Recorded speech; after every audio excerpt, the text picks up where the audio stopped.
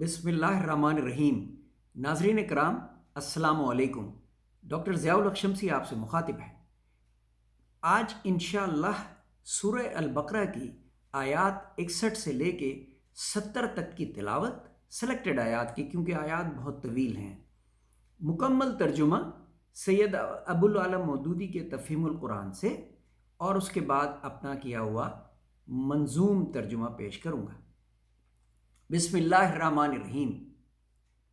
شروع کرتا ہوں اللہ کے نام سے جو بڑا مہربان اور نہایت رحم فرمانے والا ہے۔ وَإِذْ قُلْتُمْ يَا مُوسَى لَن نَّصْبِرَ عَلَىٰ طَعَامٍ وَاحِدٍ فَادْعُ لَنَا رَبَّكَ يُخْرِجْ لَنَا مِمَّا تُنبِتُ الْأَرْضُ مِن بَقْلِهَا وَقِثَّائِهَا وَفُومِهَا وَعَدَسِهَا وَبَصَلِهَا۔ یہ وہ فرمائش ہے ناظرین کرام جو بنی اسرائیل نے حضرت موسیٰ سے کی تھی۔ اس کا ترجمہ سید ابو العالم مودودی نے کچھ اس طرح کیا: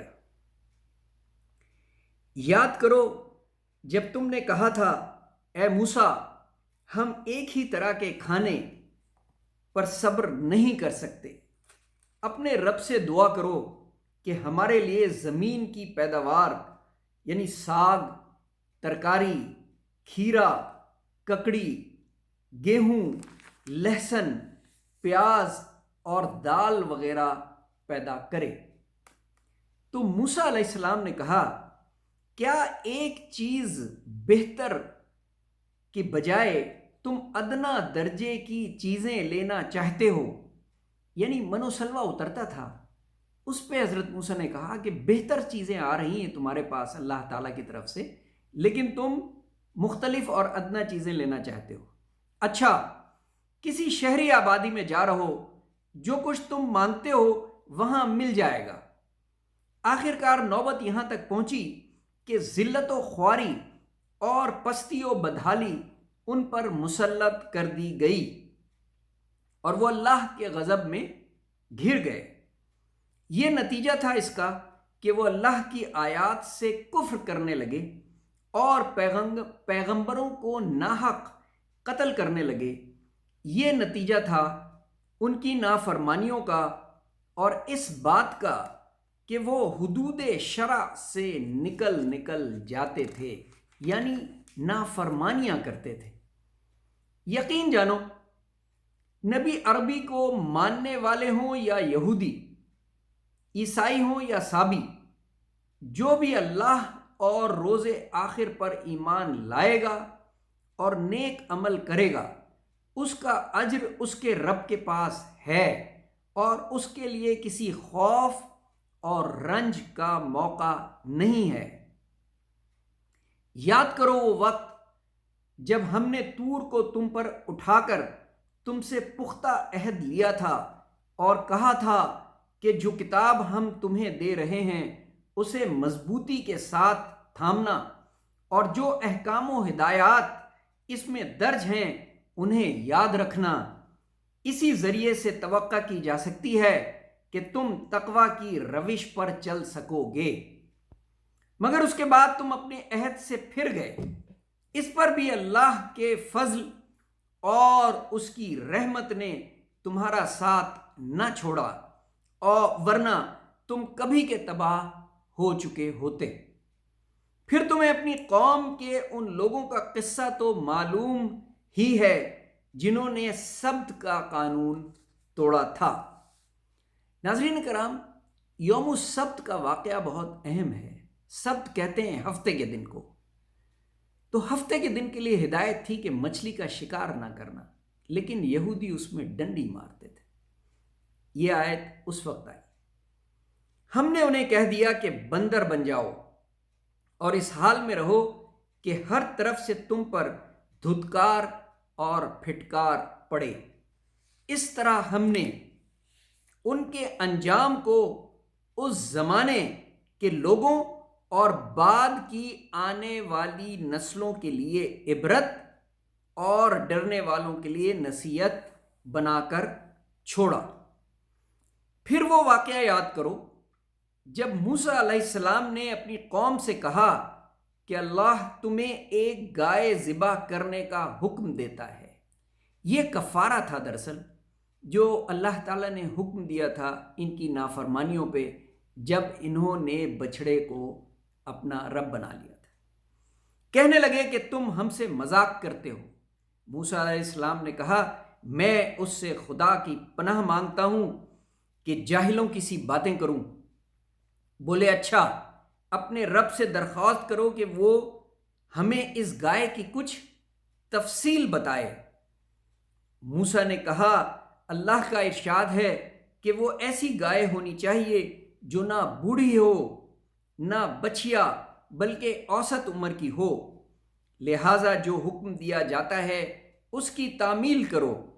پھر کہنے لگے اپنے رب سے یہ اور پوچھ دو کہ اس کا رنگ کیسا ہو۔